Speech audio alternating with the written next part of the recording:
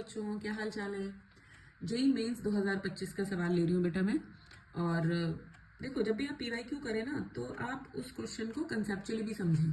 तो इस क्वेश्चन को मैं शॉर्ट में भी बताऊंगी और फिर इसको कंसेप्चुअली भी बताऊंगी पूरा डिटेल में। तो पहले शॉर्ट में सुन लो। क्वेश्चन है, a tube of length 1 metre, ये रही 1 मीटर की ट्यूब है, ठीक है। एल मान लेती हूँ मैं इसे थोड़ी देर के लिए। और इसमें मास जो है 2m है, लिक्विड भरा हुआ है कंप्लीटली। कैसा लिक्विड बेटा? आइडियल लिक्विड क्या होता है? इनकम्प्रेसिबल और नॉन विस्कस, ठीक है। 2m मास भरा हुआ है उसका, दोनों एंड से बंद है ये ट्यूब। एक एंड के अबाउट इसको ओमेगा एंगुलर वेलोसिटी से घुमा दिया है और ओमेगा की वैल्यू क्वेश्चन ने दे रखी है √f/L5। एफ क्वेश्चन ने कहा है, एफ है force exerted by the liquid at other and, यहां पर। अब देखो, मैंने इसको बाहर की तरफ बनाया हुआ है, क्यों? क्योंकि मैं इस क्वेश्चन को नॉन इनर्शियल फ्रेम यानी कि इसी लिक्विड के पॉइंट ऑफ व्यू से सॉल्व कर रही हूँ, यहीं पर बैठकर। तो अगर मैं यहाँ पर बैठकर इसको सॉल्व कर रही हूँ तो लिक्विड पर कहाँ फोर्स लग रहा है? कौन सा? सेंट्रीफ्यूगल फोर्स, बाहर की तरफ। अब क्वेश्चन कह रहा है इस एंड पर ये बाहर की तरफ फोर्स एफ है। अब सुनो बेटा, क्योंकि ये लिक्विड इनकम्प्रेसिबल है ना, तो जो फोर्स इस सिस्टम के सेंटर ऑफ मास पे लग रहा होगा, सेंटर ऑफ मास कितने डिस्टेंस पर हो जाएगा? L/2 पर। और कितना मास है हमारा? 2m। तो पूरा का पूरा मास इसके सेंटर ऑफ मास पर काम कर रहा है, ठीक है। और जितना फोर्स यहां पर लग रहा होगा F, वही फोर्स ये होगा, क्योंकि लिक्विड इनकम्प्रेसिबल है, ठीक है। तो यही फोर्स मैं यहाँ पर मान सकती हूँ। अब मैं ये ले लेती हूँ कि यहाँ पर ये मेरा इसको यहीं पर मान लेते हैं, ये मास m है, 2m है, और इस पे बाहर की तरफ ये फोर्स लग रहा है F, और कितनी डिस्टेंस पर? L/2 पर। तो ये सेंट्रीफ्यूगल फोर्स की वैल्यू क्या होती है? mR²। कितना मास है भाई? 2m। और कितना डिस्टेंस पर लग रहा है? L/2 और ω² और साथ में F। तो बेटा यहाँ पर ω², 2 से 2 कैंसिल, तो ओमेगा आ गया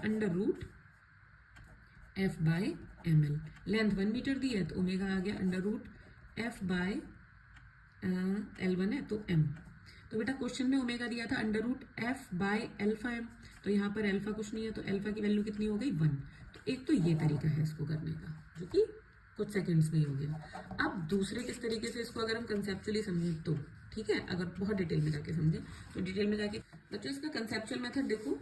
इसमें क्या होगा कंसेप्चुअल में कि देखो भाई, ये जो ट्यूब थी ये घूम रही थी एक एंड के अबाउट अपने, ये। तो लिक्विड के जितने भी पार्टिकल होंगे ना बेटा, क्या वो सारे सेंट्रीफ्यूगल फोर्स एक्सपीरियंस कर रहे होंगे बाहर की तरफ? तो अभी तक तो हमने वो शॉर्ट में किया। अब अगर मैं ये कहूँ कि मैं हर पार्टिकल का फोर्स निकालना चाहती हूँ, पहले एक पार्टिकल पे देखूंगी कितना फोर्स लग रहा है, फिर नेट फोर्स निकालूंगी। एक पार्टिकल पे भी निकालना पॉसिबल नहीं है। तो यहाँ पर एक पूरा फ्लूइड भरा हुआ है, देखो इसमें पूरा आइडियल लिक्विड। तो हमने एक छोटा सा एलिमेंट मान लिया कि इस एलिमेंट पे बाहर की तरफ मान लो एक छोटा सा फोर्स लग रहा होगा DF।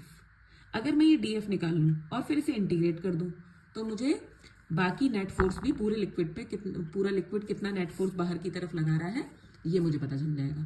तो ये छोटू सा एलिमेंट DM माना, जिसकी थिकनेस dx है लीनियरली, और ये कितना डिस्टेंस पर है? x पर।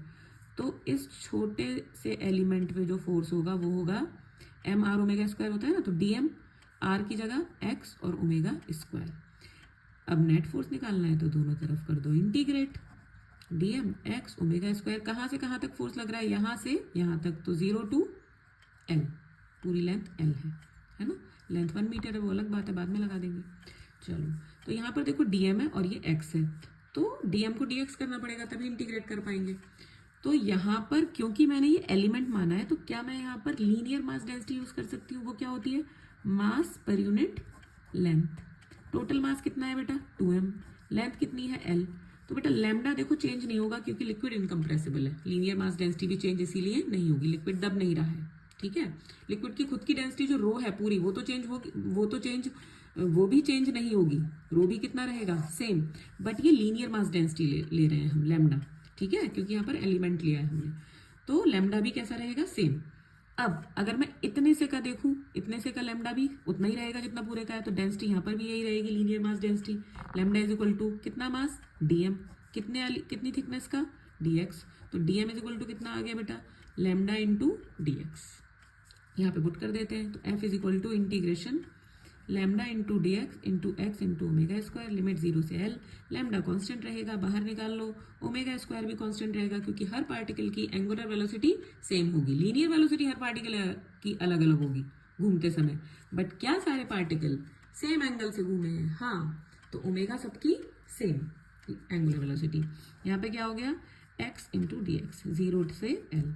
तो लैम्डा की वैल्यू है बेटा 2m by L omega square, x square by 2 हो गया बेटा ये 0 से L. Upper limit minus lower limit लगा दो, तो 2m by L omega square L square बटे 2 माइनस 0, 2 से 2 कैंसिल, एल से एक एल कैंसिल, और यहाँ बचा f is equal to m omega square l.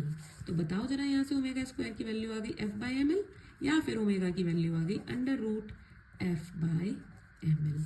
तो l है 1 मीटर, तो ओमेगा आया under root f by M.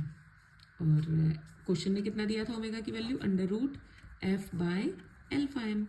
तो अल्फा की जगह देखो यहाँ पे 1 है, अभी हमने उससे किया था वहाँ से भी अल्फा कितना आया था, 1 आया था। तो ये कंसेप्चुअली आपने इसको समझ लिया। बाकी वो एग्जाम में तो आपको शॉर्ट ट्रिक ही लगानी चाहिए, आपको कंसेप्ट भी आना चाहिए कैसे करके निकाला। कहीं आप फंस गए तो आप सोच सकते हो, कहीं लेवल कुछ थोड़ा अप आ गया तो आप अपना दिमाग लगा सकते हो। दिमाग कब लगा पाओगे, जब कंसेप्ट पता होगा। वैसे आप कितने भी PYQs कर लो, लेकिन अगर आप कंसेप्चुअली नहीं सीखोगे ना उस चीज़ को, तो वो सब बेकार है।